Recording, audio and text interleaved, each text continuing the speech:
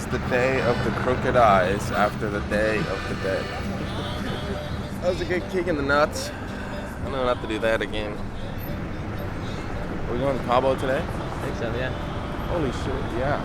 Hell yeah. Cabo's not in the itinerary, but we're trying to stretch it and make it all the way to the... if possible. The route says, how much longer do you think the loop is? It says that it's 100 to Cabo. So we would come down that. That looks so pinnacle through there, though, that road. I just go straight.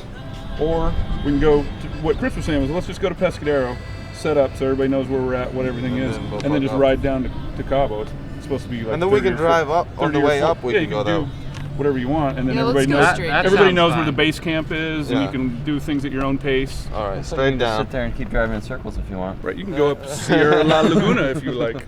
We're just cutting right across the peninsula again. How long will that take? All day. Really? All fucking day, bro. Mm-hmm. 7 days of motorcycle riding. It'll take as much as we've got. And we're still alive. It'll be pinnacle. My ass is numb, but my mind is strong!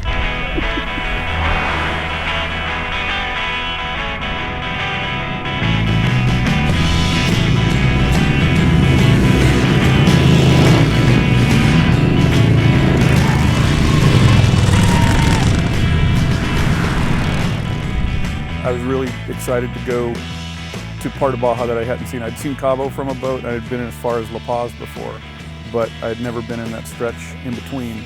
You know, sometimes you have to pay attention to the riding so much that you forget to stop and smell the roses, so to speak. I really enjoyed it. Pescadero was fun.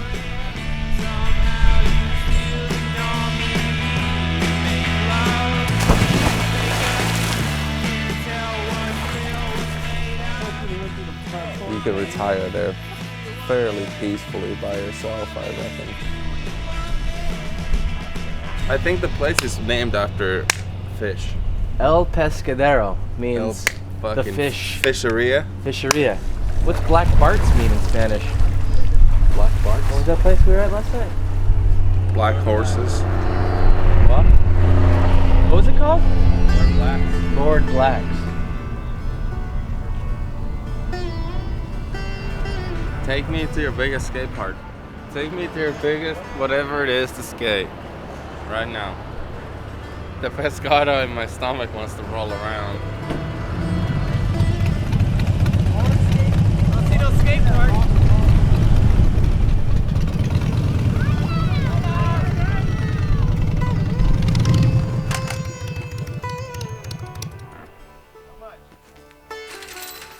An NFL guy paid for this? Played for the Chargers and the Colts that never skated? Just thought the town needed it? That's the story, right?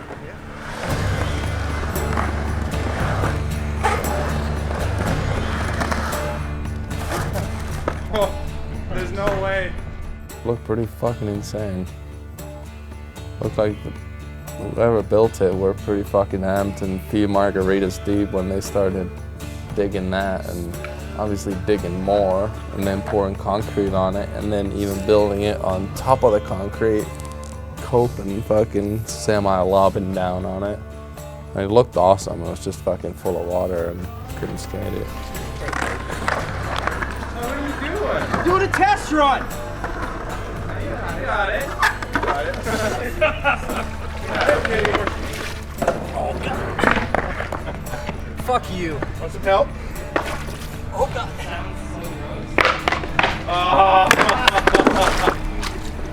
I definitely got some kind of fucking disease out of this shit.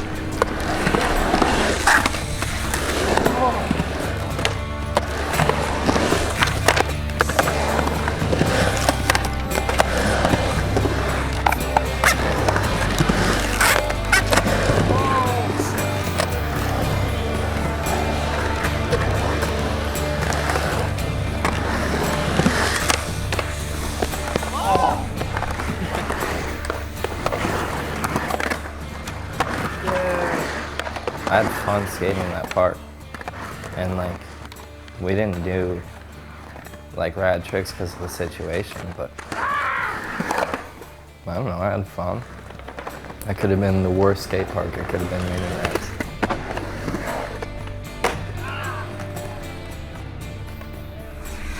What is this? That helmet. When life sucks, you ride the helmet.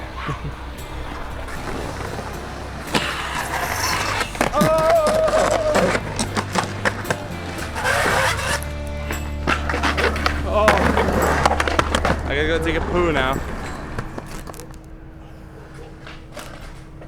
Because obviously, no one skates sleeveless anymore. no one brought toilet paper to the session, so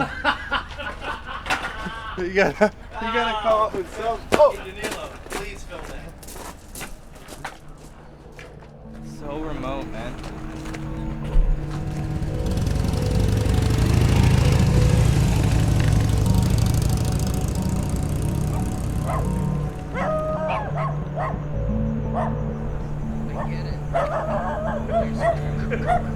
I think it was when I figured out that there was a full moon and that the rental hut, although nice, was concrete. And then I found out that the beach was a half a mile away and you can camp on it for free. So that pretty much sealed the deal. I just was gonna go down there no matter what, even if it was alone, and then everyone seemed to get stoked on it.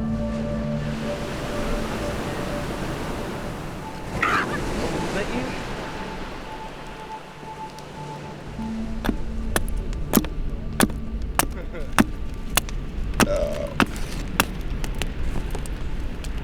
Grab a seat, fellas. I found two gods on this trip. The god of fire and the god of margarita. A fucking man. Tell us a story. Childhood story, teenage story.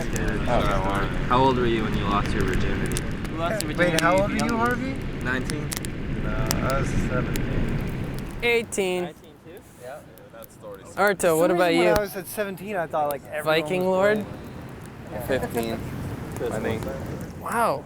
I could see boning at that age, but I just never had like the balls to do that. I mean, I don't think I could have pulled it off. like, I didn't know at all what I was doing. It was just like, get up, do pumps. Oh no. Nah. What happened? It's pretty rad that we're at an amazing beach, full moon, and we're just talking about dicks. Fucking typical. Were you sponsored when you went to Munster when you were a kid? I got boards from like this local shop and stuff back home. What year was that? 98, I think. Summer 98. Wasn't your hair straight back then? No, I mean, it's always been pretty fucked. I had a Zoo York cap on the whole time. New York? A Zoo York cap. I'll never forget that gapped front board over the pyramid. I either got second or third, I can't remember. I think it was me, Chris Sen, and BA.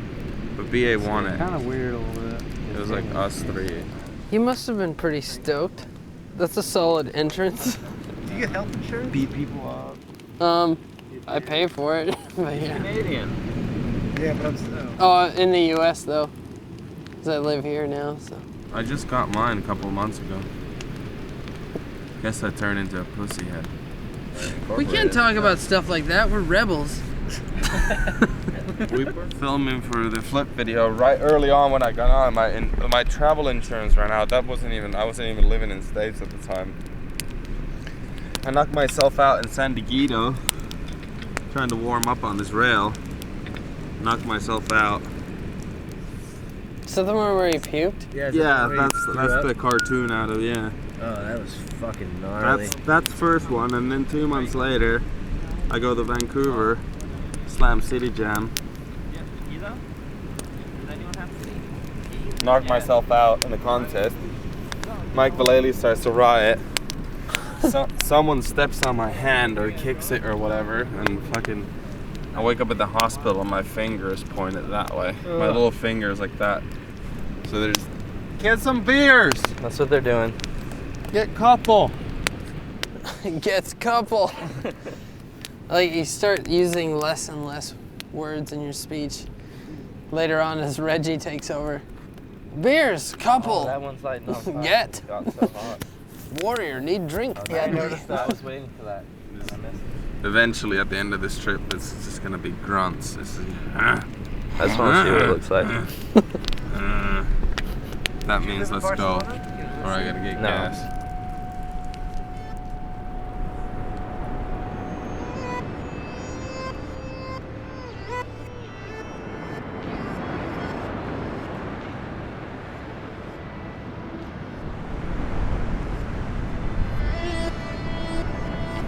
Woke up at dawn. Woke up every hour really through the night because of camping sleep.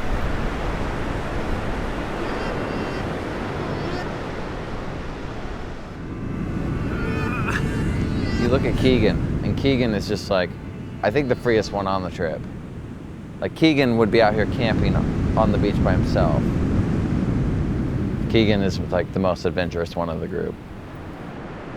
I just need to do something physical, like I have to feel drained somehow, like physically drained. So that day at the beach, the owner of the surf camp showed up with boards, surfed all day, and I just figured we've been riding for 6 days and we're definitely gonna do that again. So if this is my one chance to do something completely the opposite of being on a motorcycle, this is it.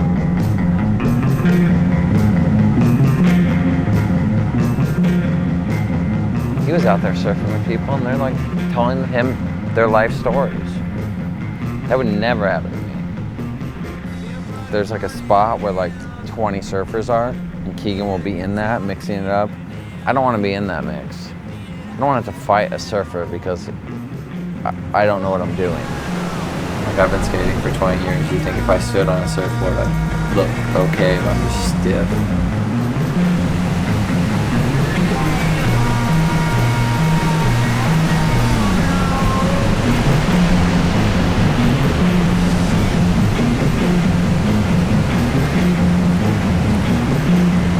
I hate surfing. I'm the type of person that when I look back on shit, I love it. But when I'm experiencing it, when I'm in it, I'm just kind of like, all right, just get through it. Just sitting there with this fucking ball and chain trying to get out there. I just painted way too dark a picture of myself. That's not how I see it. I enjoy this. I think this is the best city so far.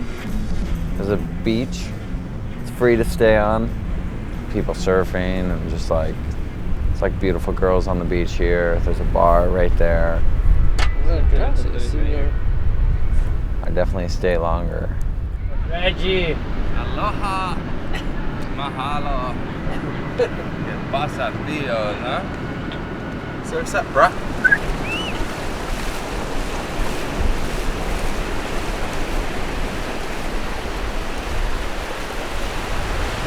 Reginald, how's Harvey doing? Getting the hang of it? Harvey Foster.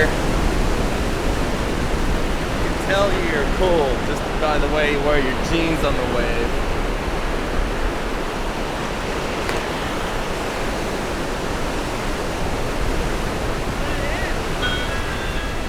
Waves were bitching, it was 2 to 4, south swell, peeling like a mango, so I had to get out there.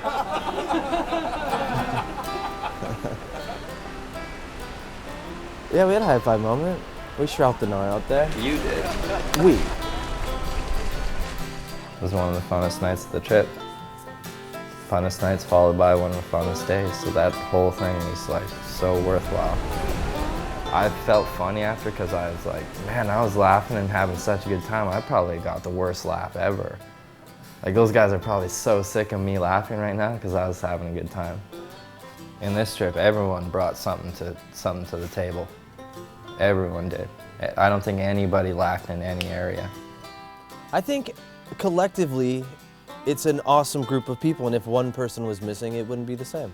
I imagine that we'll all be friends or acquaintances for life at this point, depending who talks to me after I'm done with this interview. It's a bummer because that's coming to the end because everyone's seeming to really like meld together nicely. Sad to see the trip done because it's pretty awesome, but pretty psyched to go home. It's both things. Like the end of the road looks pretty good, but at the same time, it's the end of something. Now that we're going back, I'm kind of like, whoa, it'd be kind of sick to stay longer now. I don't mind staying longer. You've reached the end. So coming back was definitely weird, just because you knew that the trip was coming, not to an end, because it still had, who knows how many more days till we get back. And that was like the first point of the trip that it was like we're on our way back home. You excited to go back, Bill? Yes. What do you look forward to? As Arto would say, we have hit the apex.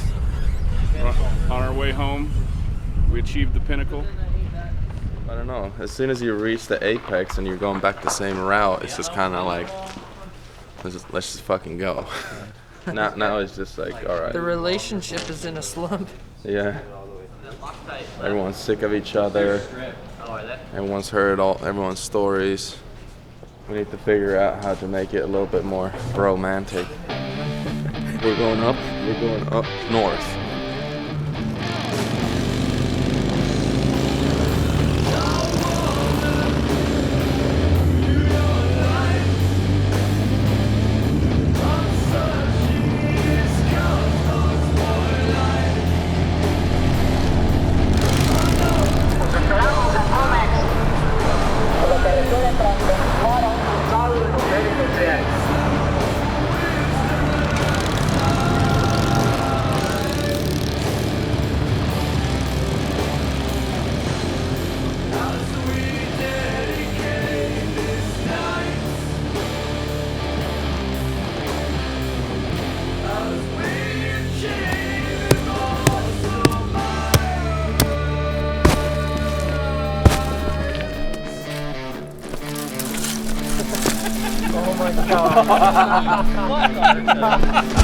I am not surprised.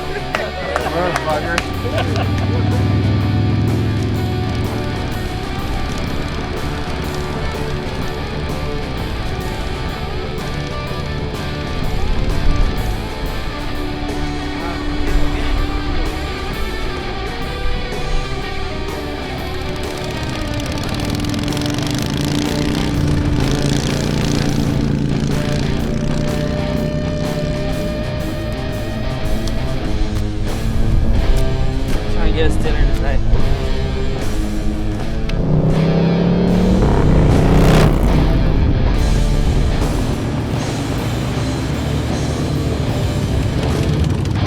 Get out of the way! El Diablo!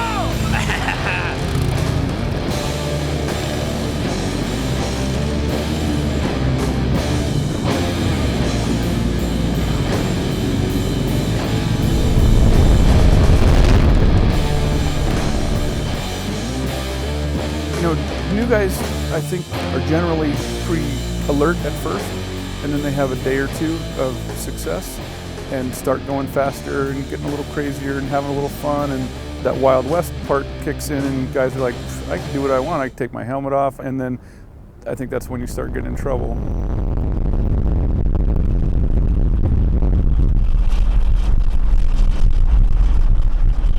So we were leaving the old mill in San Quintin, really our last day here before we head to the border on the way to Ensenada. And I was rolling up and I could see something up in the distance and I thought, oh, it's one of those guys stopped for a smoke, whatever. And then I realized it's a bike laying on its side and a guy's just sitting on it. And I thought, oh crap, this is not good. At least he's not laying out in the road. You know, he's sitting up, which means he's alert and can't be dead if he's sitting up on his bike, because the way the bike looked was shocking. You know, you don't see a Harley turned on its side without some damage to man and machine. You know, had that been a day when somebody was wearing skate shoes and a t-shirt, it would have been a lot worse. If I hadn't have been wearing that helmet, I might be dead. Check your grape. I took it off forever. And yesterday I did that skid, and then Harvey's like, you should wear a helmet. So I was like, okay, taking Harvey's advice. It was like, I was tumbling. The like tank slappers, you know, the handlebars, it's just like build up more and more, and then it's, I could feel that helmet hitting, like, I could feel it hitting rocks and stuff too. That would have like split my head open. Maybe I'll slow down now. That's the moral. All right. Alright, hold on. There you go. More stretch now. Hell yeah. All right, we're good. Look at this stuff. The holes could be like gouges in your ribs. There was a fucking machete sticking off the back of The machete! Yeah. What if it had landed on me? I thought of that so many times, like, dude, there's a machete right here sticking up. I said that to you too. I was like, dude, are you sure that's safe? And you're like, oh yeah, it's totally fine. Like, all this shit happens, and you have, like, I don't know how the fuck I got you're gonna away be with sore. this. I like got away with it. No road rash, no, like... Oh yeah, rib cage. I don't know what we're saying. Diego. That's the worst one. That would have been here. all on top of your head. I could have just been dead.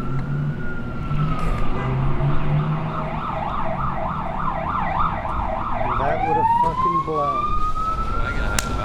Because you rode through it. You rode through it too? I'm psyched on you guys for doing that. That's a good ride. I did it too.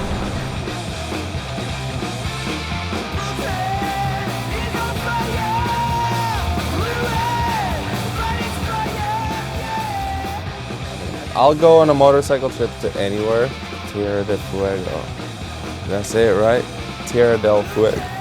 The tip of fire. Alaska's one place I want to go, and fucking tip of fire is one place I want to go. If you can combine them two, it would be most apex.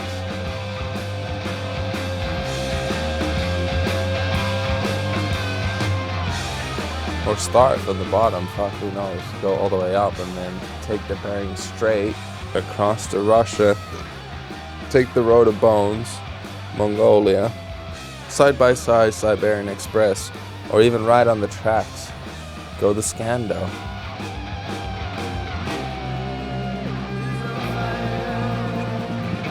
Go up Norway all the way down to Morocco, the southern tip of Africa.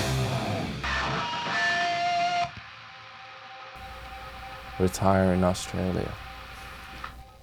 Jesus.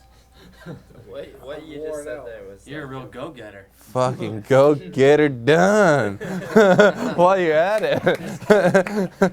So what's going on with these beers anyway?